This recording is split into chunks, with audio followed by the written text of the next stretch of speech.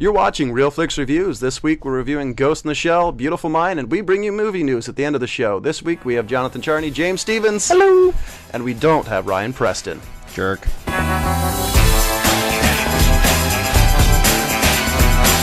We wanted to apologize about last week's episode because of some continuing technical issues we've been having in our studio. We weren't able to record last week's episode.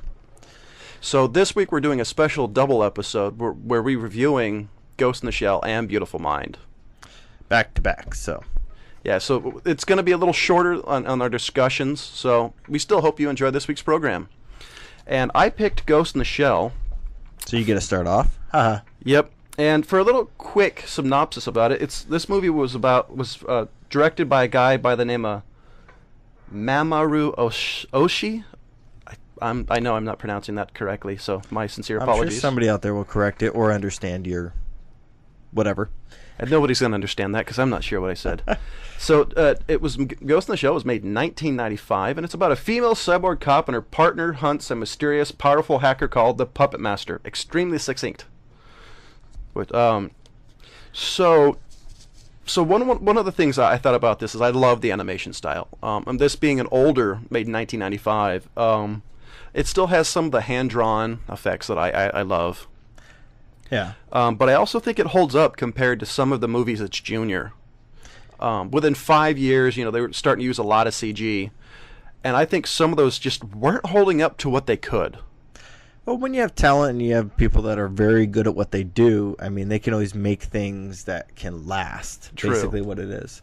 And True. CG being computer, and that, as you develop and get better and more advanced technologies that are cleaner and better, I mean, it's not going to hold up in today's world. True. And I guess traditional animation style we're used to it, so it's something that is still always hold up. Well, yeah, and I mean, there's people that can do full-on 3D images on a piece of paper, so... Yeah, they've perfected it over 50, 60 years, so yeah. The other thing is, I think the story has a very Blade Runner-esque aesthetic to it. The style of it, excuse me.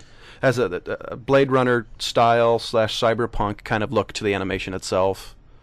I think it's not as much cyberpunk as I originally thought. I think there's some aesthetics to it, but not a whole lot compared to, I think, more Blade Runner-ish. Okay, what do you mean by the cyberpunk? Just get down to that. I mean, I can see the Blade Runner in there. What are you picking out of that cyberpunk? I was thinking his eyes, some of the clothing. Just the style of that? Yeah, that stuff. I mean... All right, I could see that. I'll give you that. I mean, I see more Blade Runner. They're kind of stepping out of the 80s type of thing, so they weren't going too 80s with the kind of punk style jackets and things like that. But and I think the story is a combo of Blade Runner, iRobot, and AI.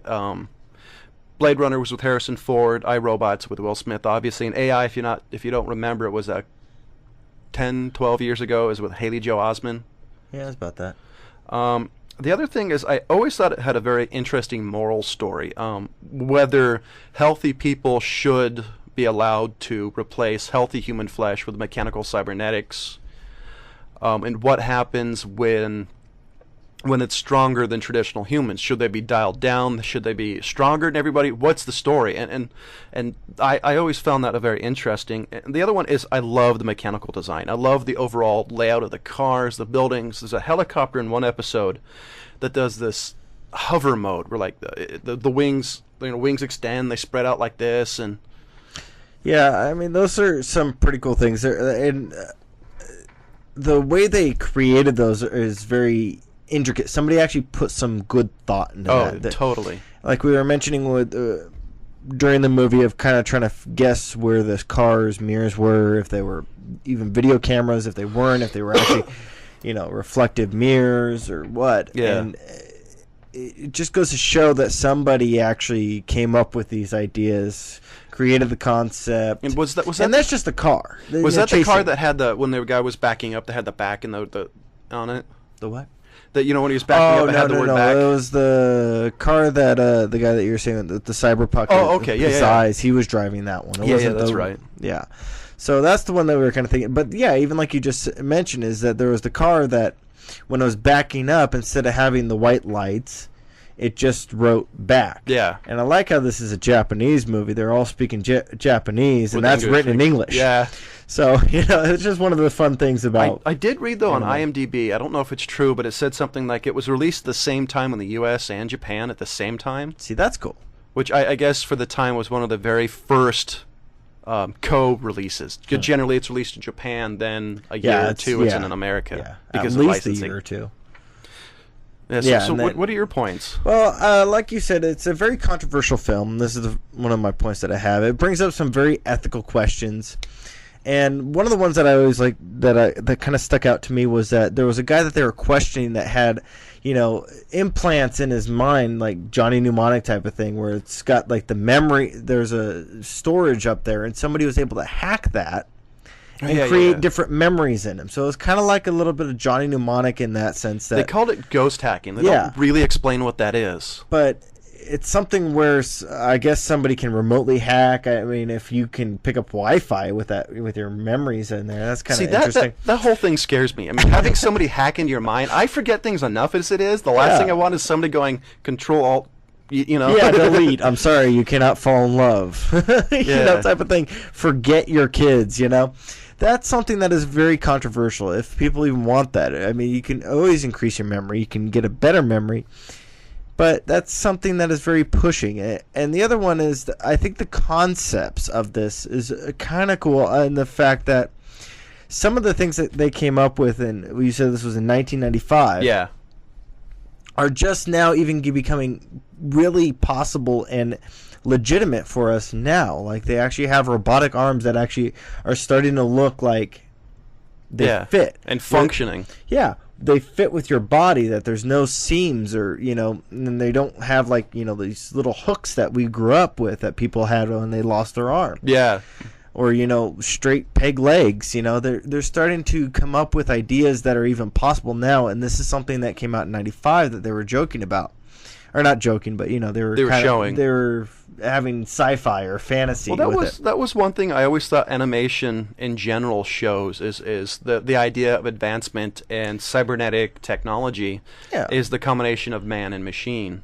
But another point that I brought up is even if this becomes possible, like actually legitimate for this day, how much control are you going to have to actually relinquish? I mean, if you have a mechanical arm that has a couple tons of gripping power, or pressure that can be applied, are they going to start putting limitations on it? How much control are we going to give up?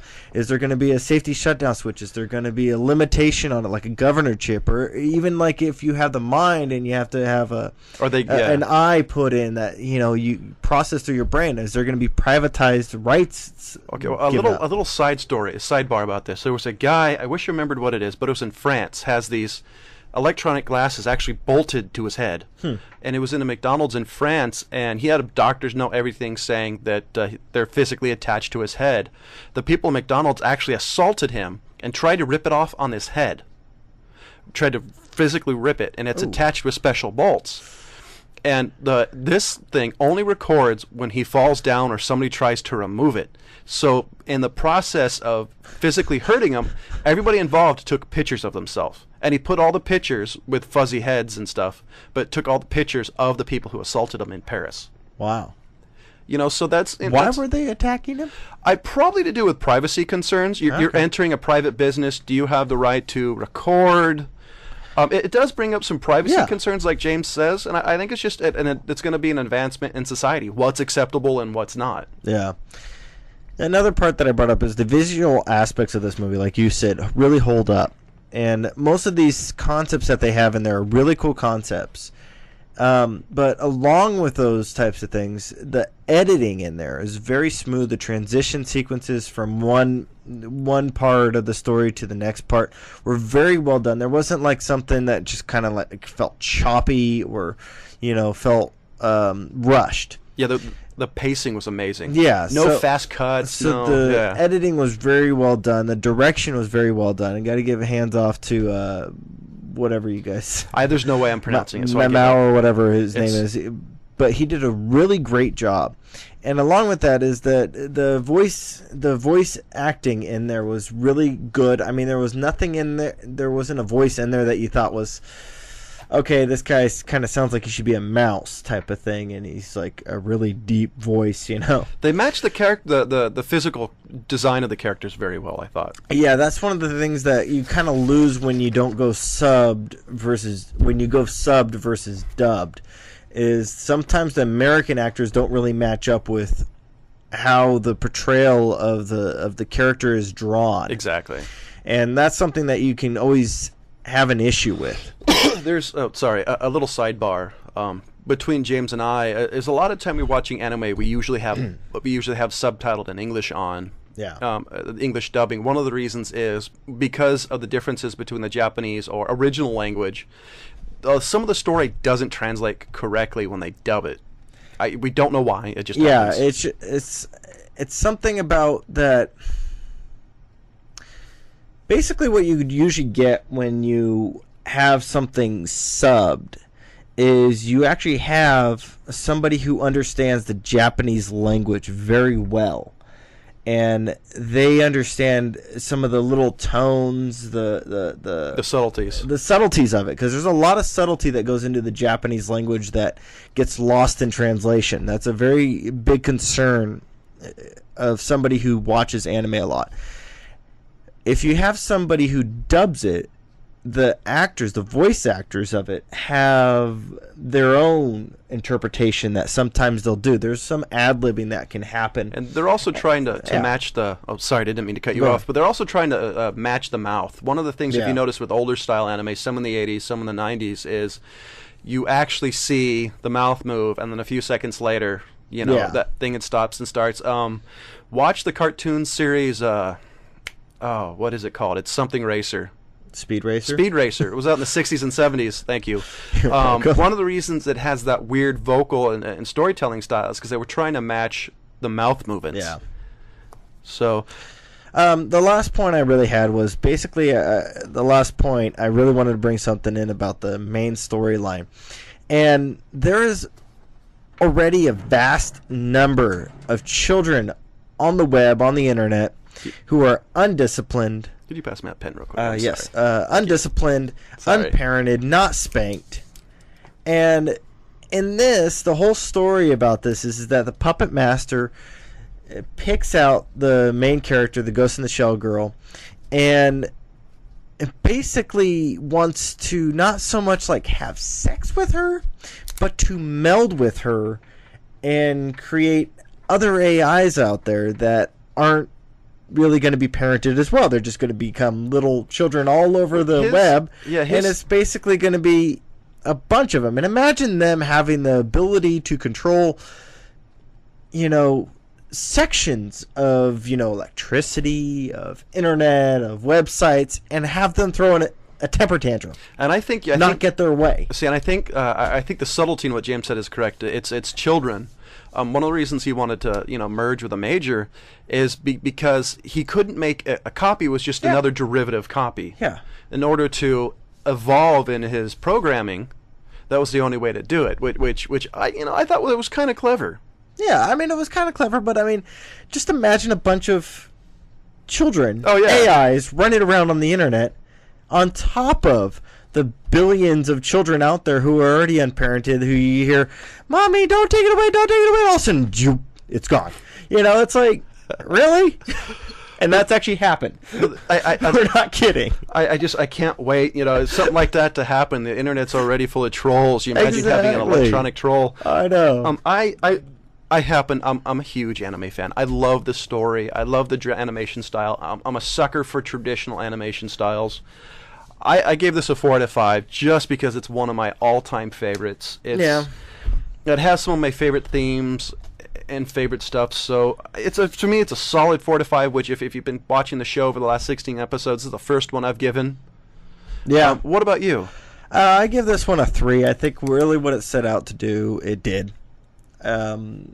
It did accomplish a lot of things. It was basically, like you said, it was really groundbreaking in a few of its ideas and concepts as far as anime goes. The stylized, I thought it was really well done. So I give it a 3. I couldn't push it to a 4, but that's kind of the difference between us in that one. I think it's a difference between loving it and liking it. It's just difference in what your flavor is of movies and animes.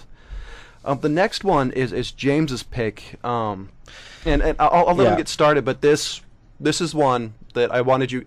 That I hope if you watch this, you watched it in what it was, because I think if you watch it with a certain mind, you're not gonna like this movie. Because I love this movie, always have. So what is it about? Well, this movie is directed by Ron Howard, starring Russell Crowe. IMDb says it's starring Russell Crowe and Ed Harris. I'm sorry, guys. Ed Harris does not have that big of a role. This is starring Russell Crowe and Jennifer Connelly. This movie is loosely based around John Nash, who was, for his time, he made... sorry, I'm kind of choking on my words here. Anyway, it's loosely based around a biography that was written. I forgot to write down the lady's name, but it's a book called The Beautiful Mind. I think it was written by his wife. No, it wasn't. Oh, no, yeah, you're right. It's by Sylvia Nassar? Yes, thank you. She wrote this story and basically took little snippets of John Nash's life and compiled a story around it, and that's what this movie is about. This movie is not a biography of John Nash. Do not take it as such. It's not a biopic. Yeah, it's not. But it does cover most of the highlights of his life, which is really cool. So, that's what this movie is about.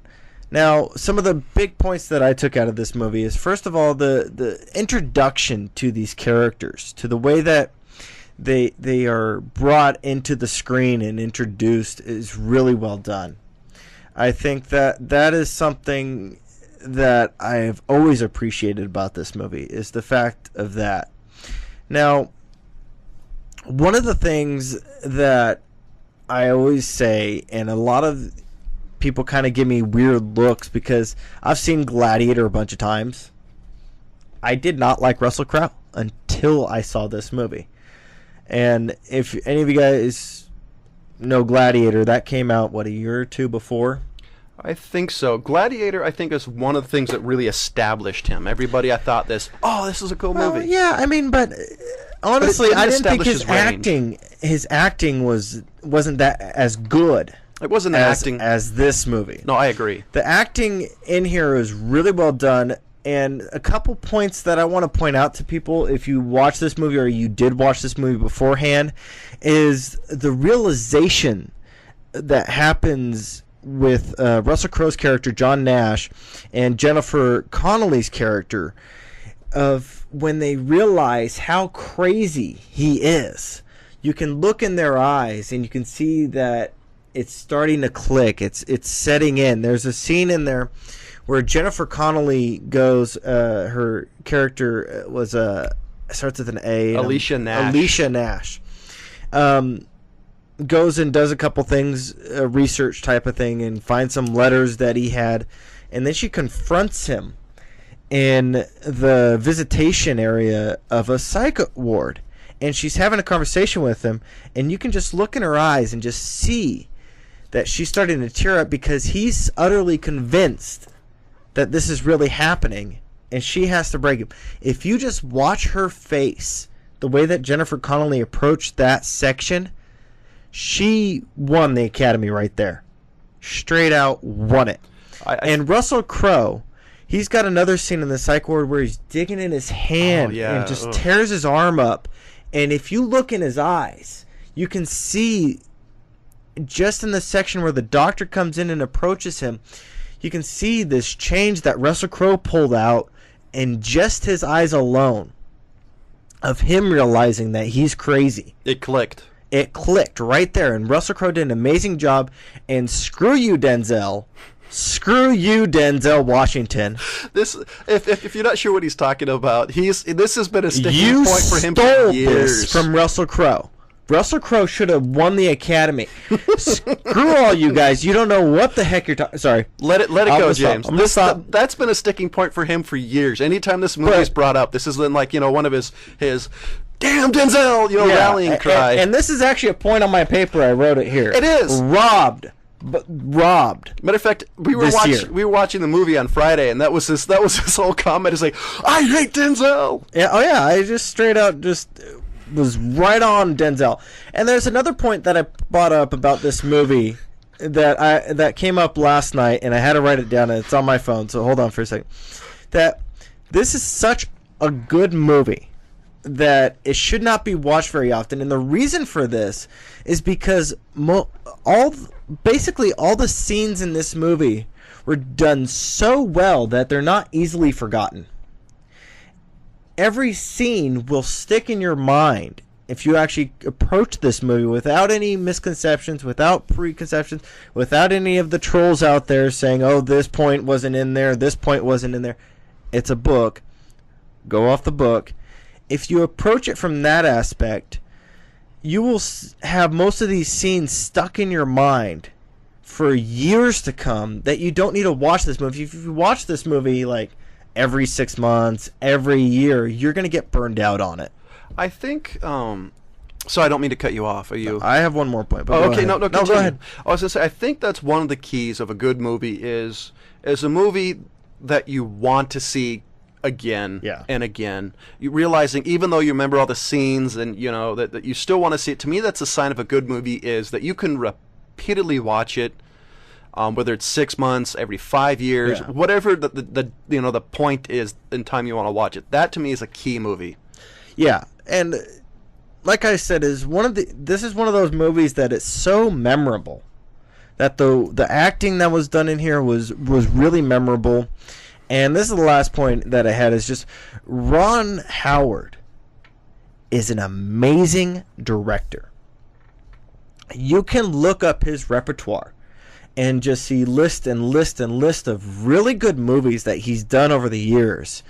And this is one of those movies that really highlights how good of a director and just his skill level. It really sets him apart. And a couple other movies that are out there is Cocoon, Apollo 13, Cinderella Man. He's got a couple flops in there, of course. Every good director has a couple in there because they learn from those. But this is one of those movies that really sets Ron Howard apart from any of the other directors that are out there that people try to give a claim to, like Shyamalan Ding Dong.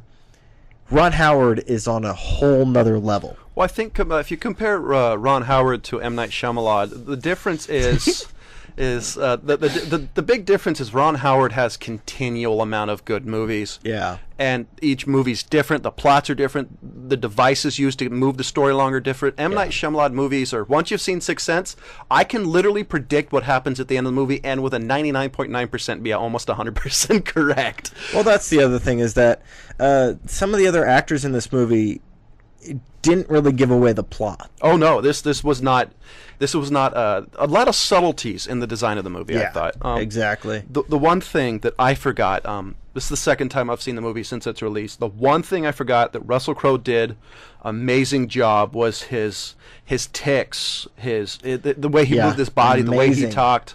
He was this character. I mean, there's other movies I think you could do it. You could pick out Tom Hanks. Some of Tom Hanks' movies. Yeah. He does stuff similar, but I thought the way he moved it, he became the character. That to me was amazing. He did an amazing job. He really did. I absolutely loved the way he did it. I mean, that it still, to me, is one of the all-time best jobs. And I agree with James. He should have won. He was screwed, especially just on the tics. To continuously keep doing that and remembering how you did it and to act like John Nash is not an easy thing to keep doing to scene to scene. No, it's not. It's really not. and not do a super Method Man acting. Or throw it out or just... The other thing I thought, and this gives away the plot a tad bit, is when the roommate's niece shows up, she's running around the birds and the birds don't move. Yeah. That, I didn't catch it the first time. I wouldn't have caught it unless I actually read the IMDb page. That was subtle. If you were paying attention, you would have gotten it, but if you were just paying to the story, that was very background. Yeah. That was, to me, once I saw that, I'm like, that was good. Well, there was a couple other things that I don't want to give away. If you really want, you can look at them up on IMDb, but there's some some other subtle, very, very, very subtle things that happen that do give away that. But, I mean, they are so hidden. Oh, yeah. That if you don't know to look for them, you're not going to see them. There's a lot of gems in this movie to me. The other thing is when Russell Crowe and Jennifer Connelly's interaction in the beginning was just astounding, especially when he came in and asked her to would you marry me? That interaction was just amazing. John Nash, without giving too much, is a very blunt, non-people person, and that if you've ever known anybody like that, it's just kind of blunt. Here it is, and she loves them for it, which and her reaction to that, the whole scene, every scene involving them up to a certain point is just incredible.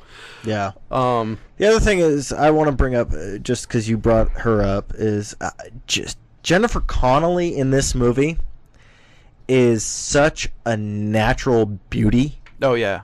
I mean, just classic beauty right there. I am sorry your career got bashed by the Hulk movie in, what was it, 2004? With Eric I am Bana. so sorry. Come back. We miss you. You're a great actress. She's also in a good movie, if I remember correctly, called Dark City with Kiefer Sutherland. Dark City, and Great she movie. also did an excellent job in Requiem for a Dream. Oh, I haven't seen that one. The other point that I thought, this might be a little far-fetched, but one of my favorite books of all time is The Count of Monte Cristo. And along that, if you've ever heard me talk about that, I thought every personality, every person he saw represented part of his personality. Yeah. Like I thought his roommate represented his need to relax, to have fun, the need for interaction and personal connection with people. I thought the little girl represented his childlike nature. Yeah, his innocence, yeah. Yeah, his innocence. And I thought the government agent represented his need to be important, his need to be remembered and strive. And he does talk about that. And there's a scene. I don't want to spoil it. Generally, we give spoilers, but I love this movie, so. Yeah. The other thing is, I thought the look and feel of the movie, you could nitpick the hell out of it. There are certain things that, in the time period weren't there. But I thought in the 40s, 50s, 60s, 70s, and 80s, and 90s, they did an amazing job, the look and feel, especially with, the 40s through the 70s. I thought they did a tremendous job. I like the movie. I do. I can't give this a 4. I just can't. It's right up there. I give it a 3. This would be a 3.5 if that was in our system, because I thought they did everything they wanted to do and they excelled at the points they made. Part of my thing, I think, is because the Academy Awards screwed them. And what about you? Well, for me, this one is one where if I have somebody ask me what do I consider a great movie, this is one of my top. This is in my top, and this is going to be the first 5 Oh, jeez. of the show. Wow. So this is one of those that if I tell people what I'm looking for in a movie and I want to suggest somebody a movie that they're going to enjoy, this is one that is one of the first ones out of my mouth. So just a little story. For 16 episodes, we've never had a 5. James just broke it, but so you're saying because of the subtleties, the story, everything in general. If you take everything of this movie, the acting, the storyline, the cinematography, I mean the color, there's no real shaky camera at all ever in this movie. True, it's a very study.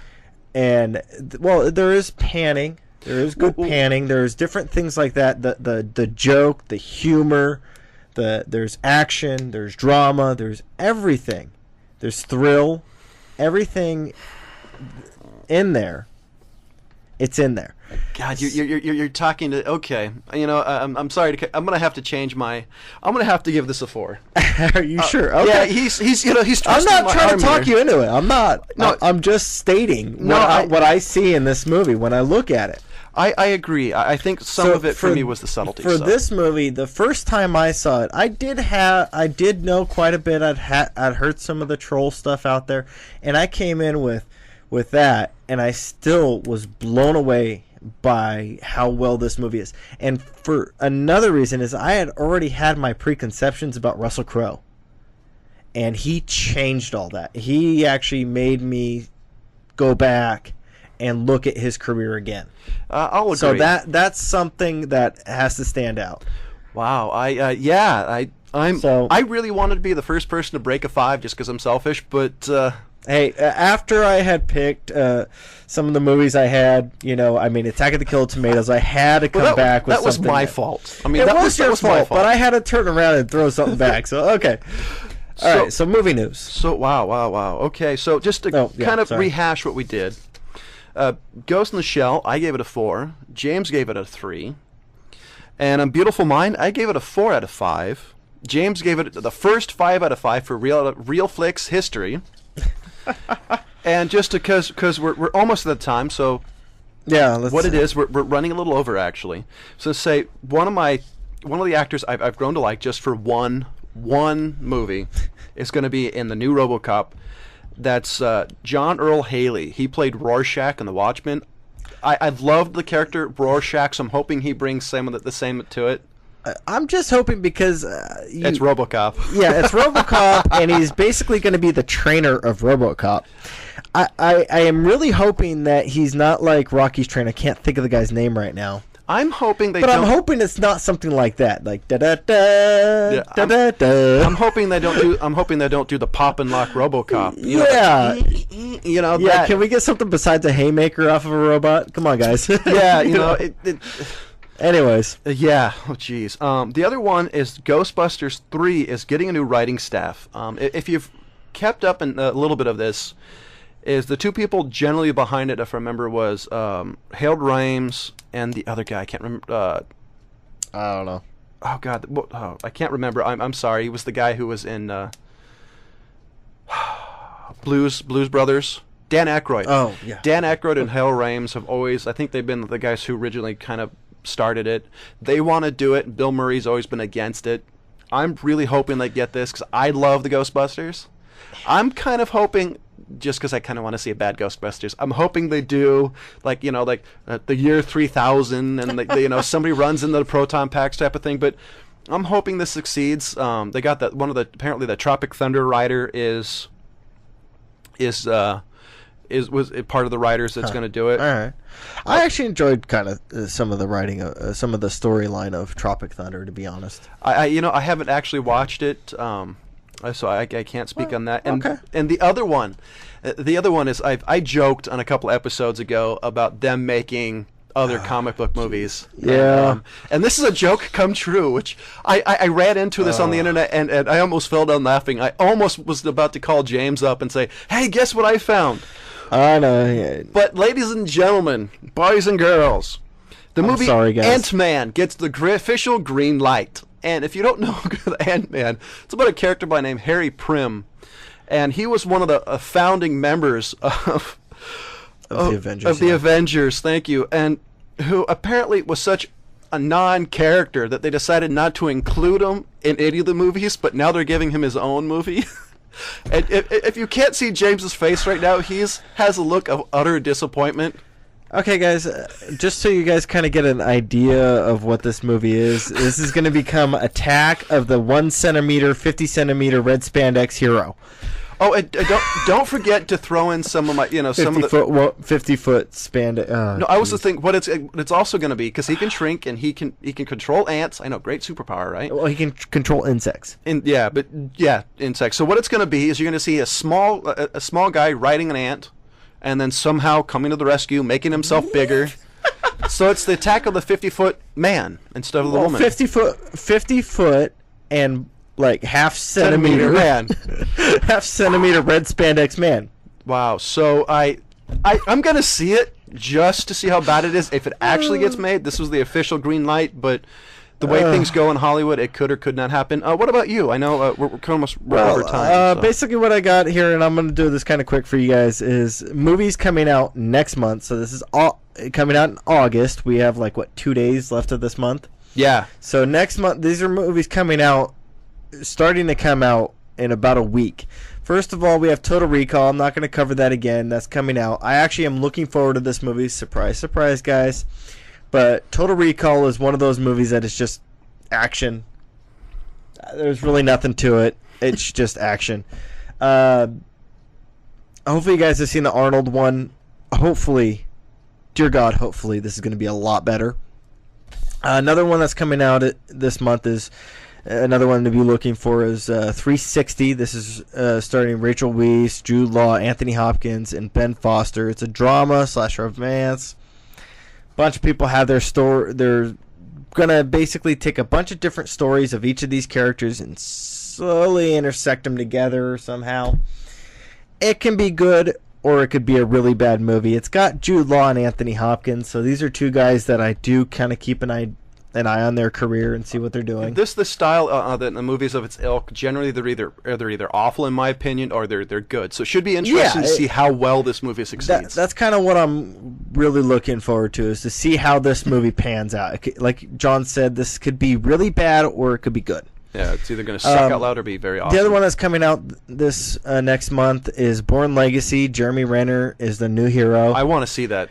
I do want to see this, but I'm kind of sitting back because usually what happens with these movies is they do really, really, really well with that normal main character, and then all of a sudden they have a new hero come in, and it just doesn't work out. I do like this new hero. I do like Jeremy Renner. I do, but he played Hawkeye in Avengers. Didn't he? It could go bad. It can. So my main concern is, this is just watching off the trailers as an interrupting constantly James, is the fact that I'm not dyslexic, am I? Was the fact that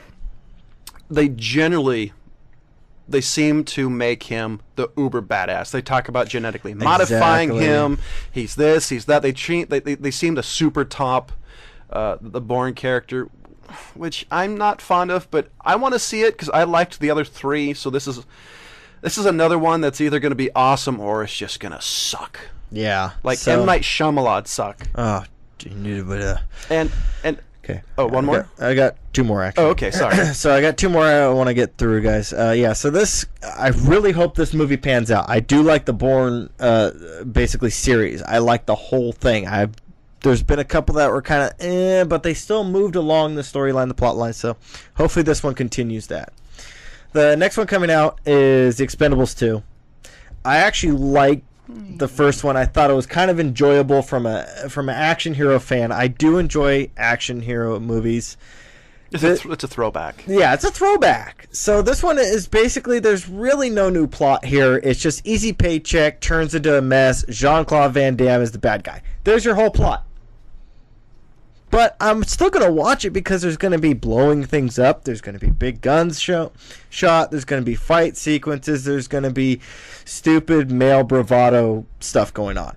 It's just a fun movie. That's all it is. So that's one that's coming out that is going to be one that will just be enjoyable. Nothing really out there.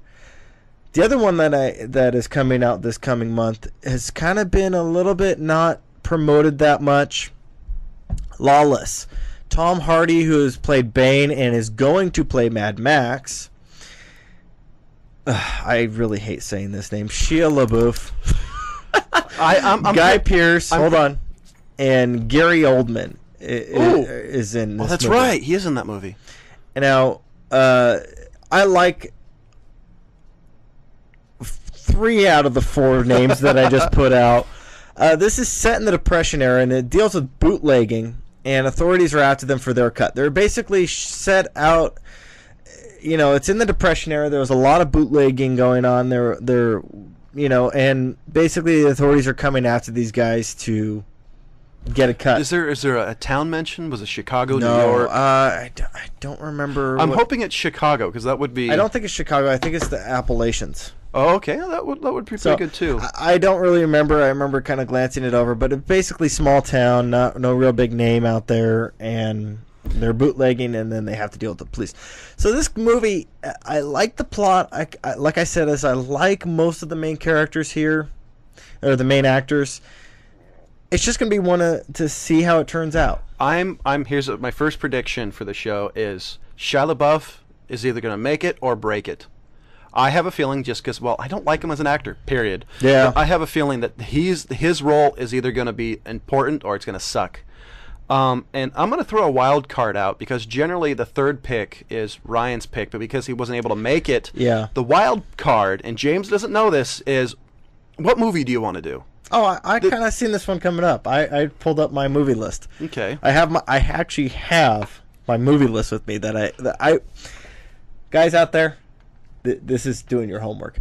And the one that I am going to pick, since I have, let's see here, 1, 2, 3, 4, 5, 6, 7, 8, 9, 10, 11, 12, 13, 14, 15, 16, 17, 18, 19, and 20 as backup movies. And I think this is one that we should both agree on. And guys, eyes closed, Green Street Hooligans next week. Unless Ryan comes out and picks a different one. I think this is going to be Ryan's pick.